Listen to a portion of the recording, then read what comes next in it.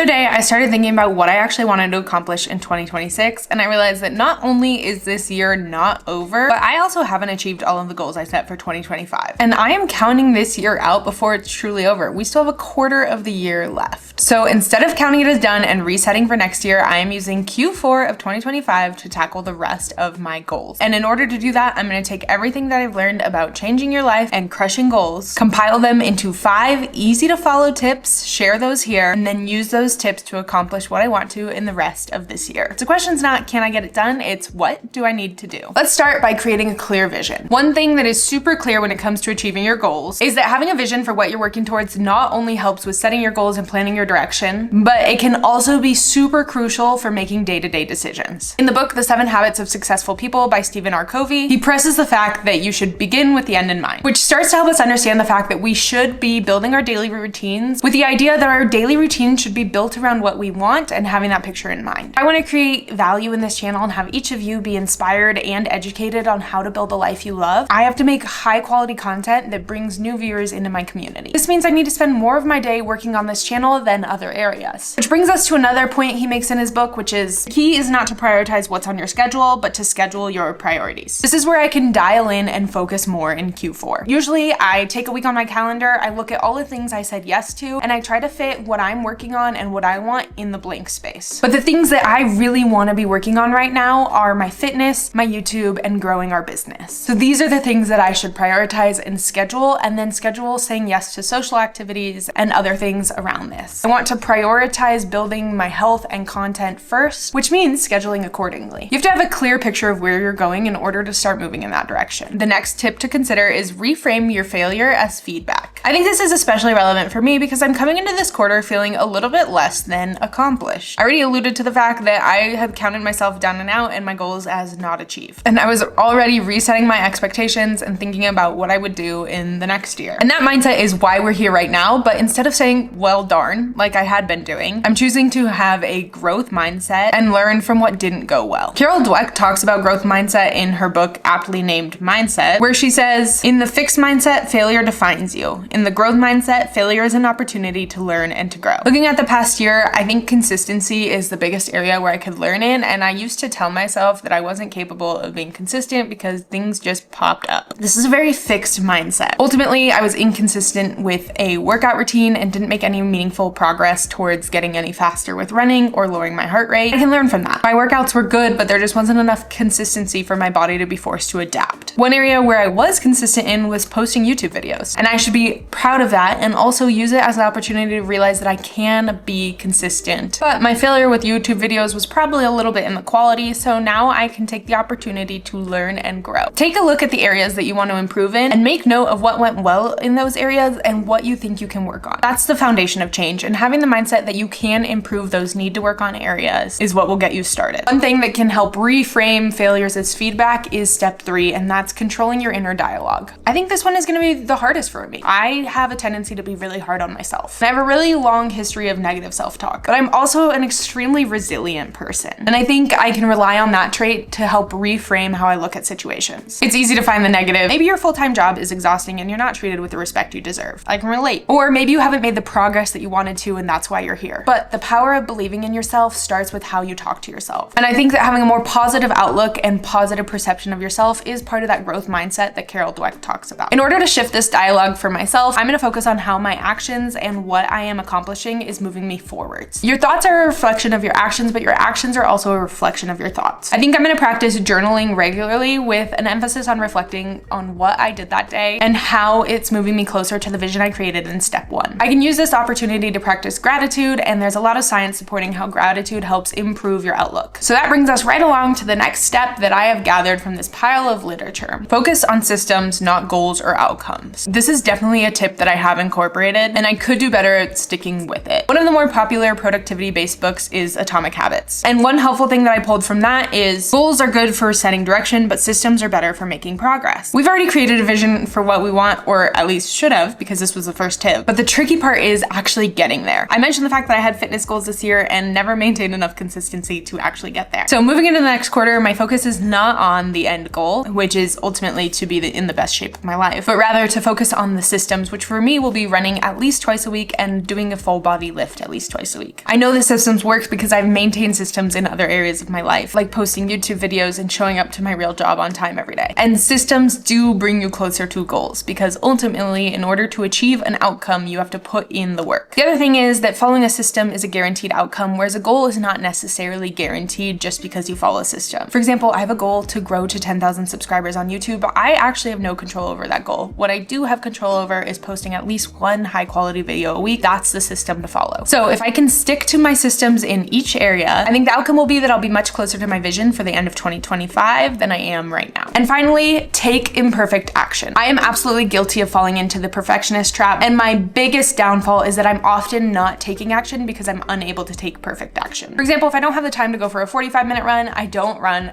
at all. If I can't deep clean my bathroom, I won't even wipe out the sink. I haven't had time to learn how to add animations into my videos, so I didn't bother trying to improve them at all. These are all real things that I have, or better phrased, have not done. And seeing them all written out actually really highlights how dumb they are. When it comes to following through on your systems, the reality is that you will not hit 100% of the time, but 80% is better than 0%. Every single one of the books I've read has driven this point home. Progress comes from movement of any kind, not from thinking your way to success. Try, fail, adjust, and try again. Just do something, anything. So at this point, I've mentioned a few of the things that are outlying, but let's go through exactly what's left to tick off on my 2025 New Year's resolutions. First, at the start of this year, I had about 1,000 subscribers on this channel, and I wanted to hit 10,000 by the end of 2025. This was a lofty goal because it meant 10xing my channel. I genuinely don't know what's possible, but I know that there are crazier things that have been done than someone growing 5,000 subscribers in 3 months. For the next 3 months with this goal, I'm gonna focus on systems to post consistently, improve my quality, and then we'll see what happens. Subscribe and tag along. Next, I wanted to hit a 6-figure income in 2025. I'm on track to be somewhere in the 90,000s, so I think